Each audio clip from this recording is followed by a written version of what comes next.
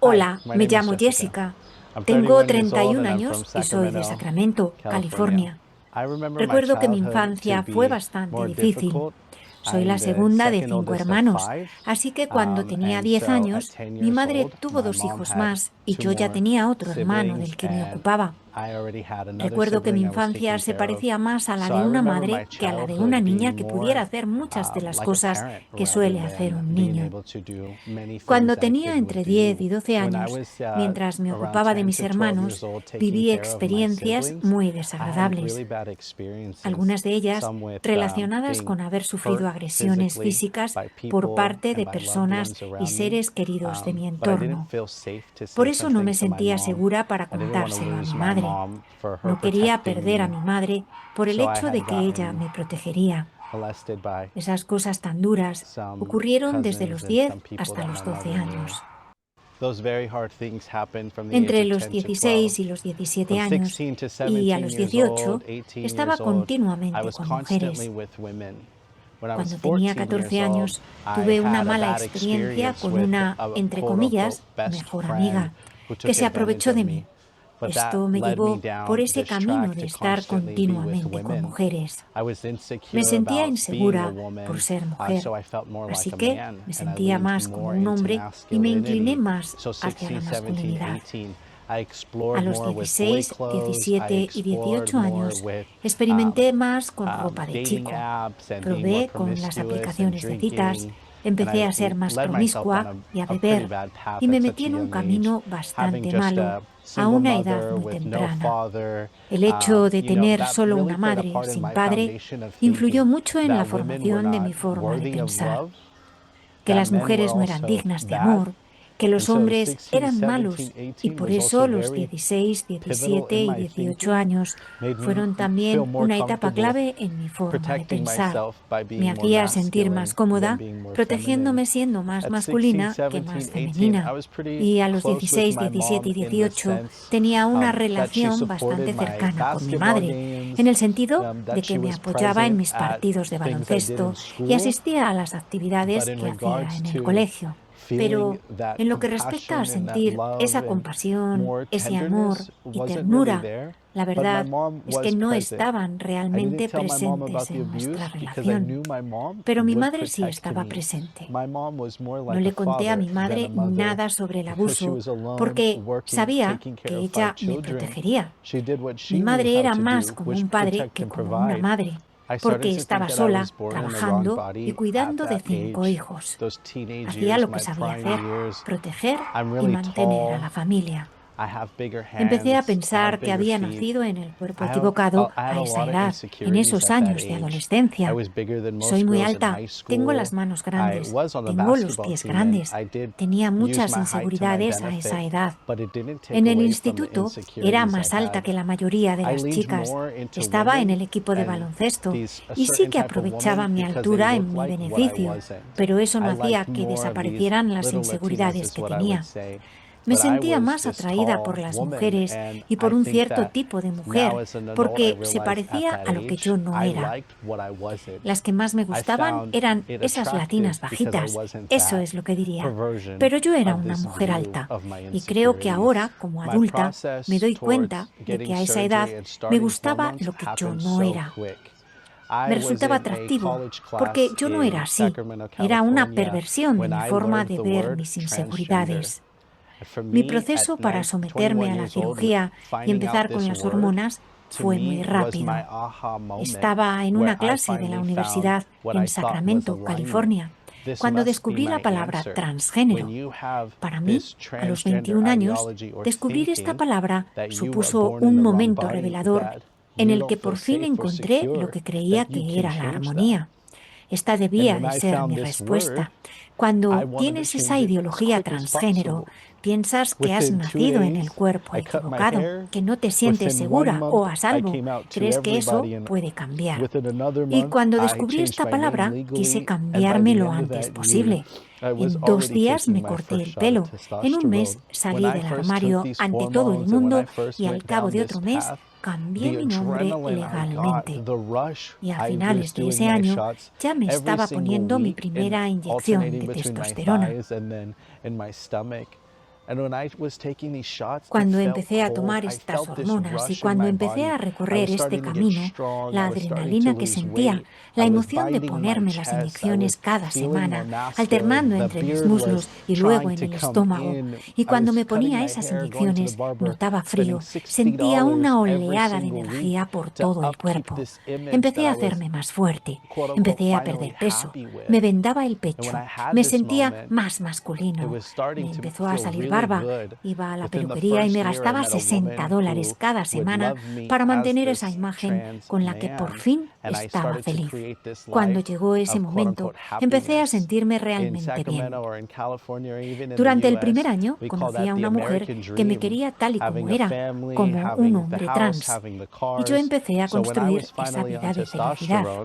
En Sacramento, California o incluso en Estados Unidos, a eso lo llamamos el sueño americano. Tener una familia, tener una casa, tener coches. Así que cuando por fin comencé a tomar testosterona y 2 años más tarde me sometí a la cirugía, pensaba que por fin me sentía realizada. Durante ese proceso de transición, busqué apoyo emocional en la comunidad trans. No nací en un hogar cristiano, no sabía que el Señor me quería. Así que mi apoyo venía de otras personas que estaban haciéndose lo mismo a sí mismas, lo que llaman grupos de apoyo trans o grupos de apoyo trans en línea. Participaba activamente en las conversaciones, pero en secreto. Me había sometido a una cirugía de pecho y me habían extirpado los senos, pero no me sometí a la cirugía de genitales. Así que no paraba de compararme con el siguiente hombre trans que iba un paso por delante de mí. Mientras recorría este camino con las hormonas, creo que toqué fondo y llegué a mi punto más bajo cuando elegí a mi mujer de entonces en lugar de a mi familia. Me vi en una situación realmente difícil entre mi madre, mi familia y mi mujer de entonces. Y en esa situación me sentía muy aislada porque había elegido a mi mujer y elegí la vida trans. Elegí lo que creía que era el sueño americano que me haría feliz. Pero no fue así.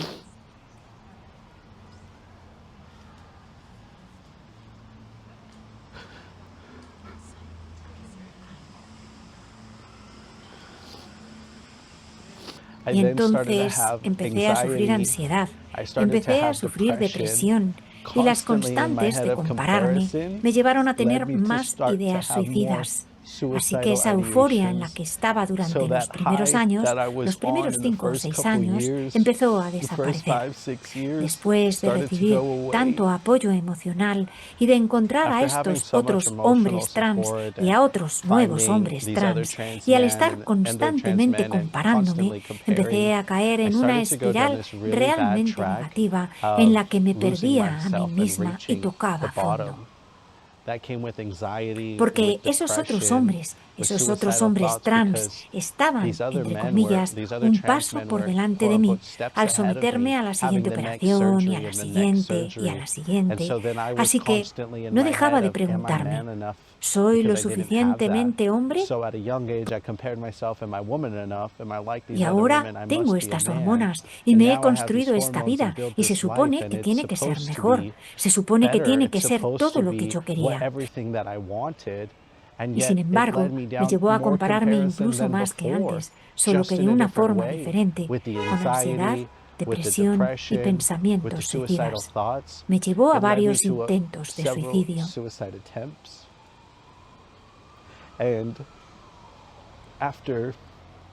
Y tras años tomando hormonas, tuve ese intento que lo cambió todo en mi vida. Ese intento me llevó a encontrarme con el Señor. Me tomé un montón de pastillas y me quedé sentada en mi coche esperando a morir. Cuando llegó la policía y llamó a la ventanilla, me llevaron al hospital para hacerme un lavado de estómago. Y fue en el hospital psiquiátrico cuando me di cuenta de que estaba allí porque debía estar allí. Cuando conocí al Señor, cuando vi ese rayo de luz. Entonces empecé a tomar pastillas, te dan antipsicóticos, antidepresivos, medicamentos contra la ansiedad. Y mientras tomaba estos medicamentos, empecé a sentirme como un zombi. Pero luego empecé un nuevo trabajo y comencé a recuperar mi vida tras ese intento de suicidio. En ese nuevo trabajo, mi jefe de entonces me dijo que Jesús me quería. Y esa fue mi primera toma de contacto oficial con Jesús. En el hospital psiquiátrico vi que había luz y que estaba destinada a vivir. Pero en este trabajo, él me dijo que Jesús me quería, y yo llevaba barba y tenía el pelo corto. Y a día de hoy ni siquiera sé si él es consciente del camino que estoy recorriendo. Pero yo me identificaba como hombre y él me dijo que Jesús me quería. Tanto si hablaba con mi familia como si no, Jesús seguía queriéndome. Y a partir de este momento, en 2020, todo cambió en mi vida. Hay muchos versículos bíblicos que son muy especiales para mí. Uno de los primeros que aprendí fue Romanos 12:2.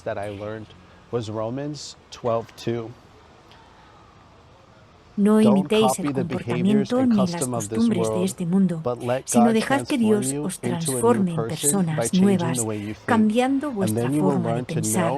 Y así aprenderéis a conocer la voluntad de Dios para vosotros, que es buena, agradable y perfecta.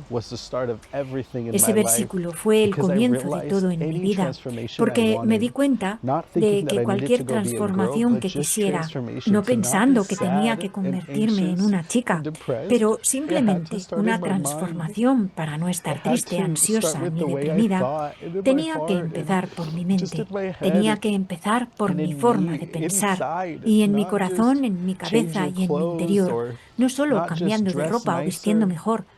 La transformación empieza por dentro. Y el otro versículo de las Escrituras que lo cambió todo fue el Salmo 139, versículo 13. Tú formaste todas mis delicadas partes internas de mi cuerpo y me formaste en el seno materno. Gracias por haberme creado de una forma tan maravillosamente compleja. Tu obra es maravillosa. Cuán bien lo sabemos. Tú me observabas cuando me formabas en la más absoluta intimidad. Mientras me tejías en la oscuridad del vientre materno, tú me veías antes de que naciera. Cada día de mi vida estaba escrito en tu libro. Cada momento estaba previsto antes de que hubiera transcurrido un solo día. Cuán preciosos son tus pensamientos hacia mí. No puedo contarlos. Y para mí, esto era tan importante porque me di cuenta de que Dios ya me conocía antes, incluso de que yo estuviera en este mundo, antes incluso de que saliera del vientre de mi madre. Y fue tras esa revelación cuando el Señor me reveló que Aidan no estaba en el libro de la vida, porque yo no lo había creado.